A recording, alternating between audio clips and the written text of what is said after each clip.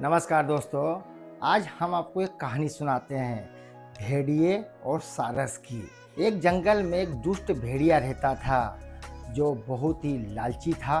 एक बार क्या हुआ कि उसने जंगल में एक हिरण का शिकार किया। जब हिरण का शिकार किया और लालच के बस में उसे जल्दी जल्दी खाने लग गया। इतना जल्दी खाने लगा कि एक हड्डी उसके गले में अटक गई। उसने काफी कोशिश की उस हड्डी को निकालने की। गले में हड्डी फंसने की वजह से न तो भेड़िए के गले में पानी जा रहा था न कुछ जा रहा था। काफी समय तक वो उसको निकालते रहा मगर वो हड्डी निकालने में नाकाम रहा। कुछ देर के बाद उसने सोचा कि किसी से मदद लेनी चाहिए मगर जंगल में कौन व्यक्ति उसकी मदद करेगा। फिर उसने सोचा कि किसी ऐसे जीव जंतु की मदद ले जिसकी नोच लंबी हो और उसका नोच मेरे गले तक पहुंच जाए। फिर उसे ख्याल आया कि मैं सारस से मदद लेता हूँ। भेड़िया उसे जंगल में ढूंढते गया। सारस उसे मिल गया। भेड़िए ने विनम्रता से सारस को कहा, सारस भाई, मेरे गले में हड्डी फंस गई है जो मुझे कुछ खाते बन रहा है न निगलते बन रहा है। तो सारस ने कहा कि भाई मैं तुम्हारी मदद क्यों करूं, तुम दुष्ट प्राणी हो। अगर मैं अपना मुंह तुम्हारे गले में डालूंगा और तुम्हारे मन में लालच आ गया तो तुम मुझे चबा भी सकते हो।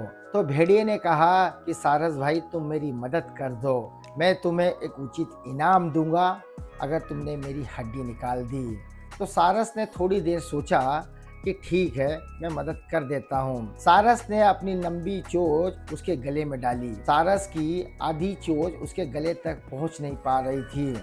उस समय भेड़िया ये मन में सोचने लग गया कि क्यों नहीं सारस की लचीली गर्दन मेरे मुंह में तो है, इसका स्वाद लिया जाए। मगर भेड़िए को ये लगा कि अगर मैंने इसकी गर्दन चबा दी तो मेरी हड्डी निकालेगा कौन। इसलिए भेड़िया वहाँ पर शांत बैठ गया और सारस बड़ी मशक्कत कर रहा था। फिर सारस ने अपनी पूरी चोंच भेड़िए के गले में डाली और अंततः भेड़िए के गले से हड्डी सारस ने निकाल दी। मगर जैसे हड्डी निकली भेड़िया वहां से निकलने लग गया।